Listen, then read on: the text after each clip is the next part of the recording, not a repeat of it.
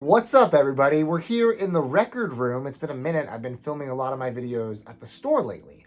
But this video doesn't require the store because I'm going to talk about something that's just a general topic within the vinyl community. And that's something I talk to a lot of people about, but I haven't done on this channel in a minute. And I think it's a topic that's worthy of discussing over and over again every year, every 2 years, whatever it may be, because we're going to talk about albums that have never been on vinyl. And I'm going to get so specific with this video, I'm going to discount any album that's had a bootleg. If you can own a record, official or not, I'm not going to talk about it. So that means I'm not going to be talking about Frank Ocean, I'm not going to talk about Kanye West, all the people who have lots of bootlegs but no official records.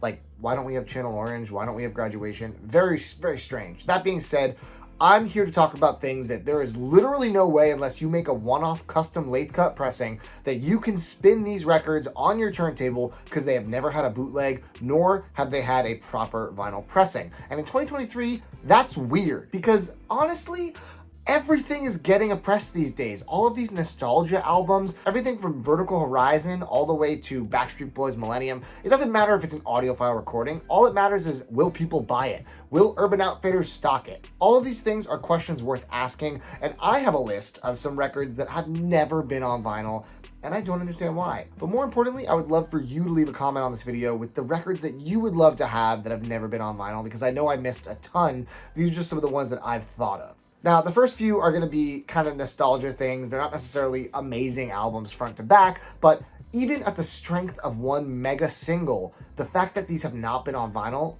truly blows my mind. Sister Hazel's Somewhere More Familiar record, never been on vinyl. The single from this album was All For You, which you definitely know, and if you don't, go listen to the first 7 seconds of it on YouTube and you're going to know it. Huge, massive hit, never been on vinyl. How about Rusted Root, When I Woke? Everyone knows Send Me On My Way, incredibly famous song. That album, which apparently is a good album, I actually haven't heard the whole thing, never been on vinyl. How is that even possible? We're going even deeper with the one-hit wonders. Blessed Union of Souls, Walking Off the Buzz. The big single from this record was Hey Leonardo, and you might not know it from the title, but the actual chorus you would know, where it goes, she likes me for me. Also, I just thought of it as I'm talking about this. It wasn't even on my list, but whatever that Tal Bachman record is with She's So High, pretty sure that's not on vinyl either. Delamitri's album with Roll To Me was on vinyl, but it's out of print, very hard to find. Anyway, I'm going on a 90s tangent. Let's get back to focus. This one blew my mind. Are you ready? Are you ready? Chumbawamba's Tub Thumper. Never been on vinyl. Tub Thumping is one of the biggest songs maybe in the history of the world. Everybody knows that song. It's a karaoke song, it's an anthem, it's in movies, it's in TV. That album has never been on wax. How about the famous I'm Blue song by Eiffel 65? The album that came on Europop, never been on vinyl. I'm sure you can find a 12-inch of that song, but why is the album not on wax? But let's get into some albums that I actually really do enjoy, more so than just nostalgia trips. And these are not on vinyl for God knows what reason. First up, we have 2 records by Morphine, Like Swimming and The Night. Both of those are the final 2 records the band ever put out.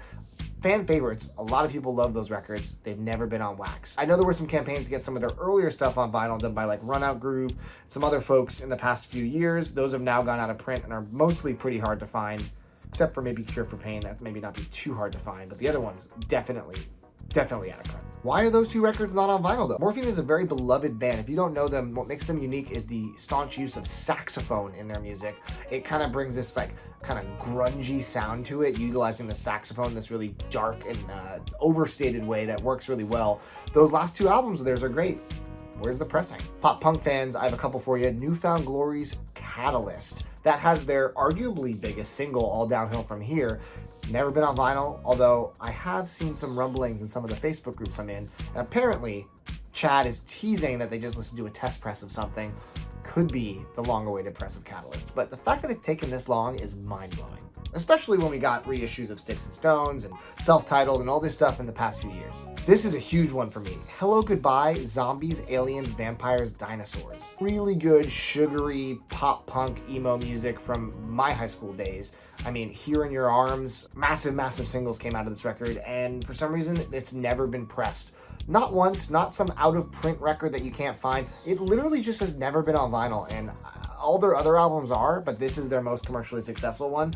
This is what I don't understand. How can labels look at records like this that did extremely well sales-wise and just be like, yeah, we're never gonna press this. Like, do you not want money? Chris Cornell has one studio album that is not on vinyl, and it's Carry On. A great record, maybe not quite as good as Higher Truth or Euphoria Morning, but still a very solid record in the catalog of one of the greatest singers of all time. There's not even a bootleg pressing of it. And Scream, the album that was a complete misfire, the only real miss in his whole catalog, the electronic-y, kind of housey, danceable one that was just not good. Timbaland and Cornell was not a good combo, unfortunately. That got a bootleg. Who was asking for that bootleg? How about some Tears for Fears, Raul and the Kings of Spain? This is a very underrated Tears for Fears record. A lot of people stopped really talking about them after Sowing the Seeds of Love. This record came after Elemental, which was the first record where the singers had split apart and kind of went to do their own things, and Tears for Fears left with only one vocalist. That being said, Elemental has some of their best tracks. I love that album, and it was on my Grail list for this year if you guys have been watching this channel carefully. But Raul has never been on vinyl, even back in the day. Not even an overseas press in South America.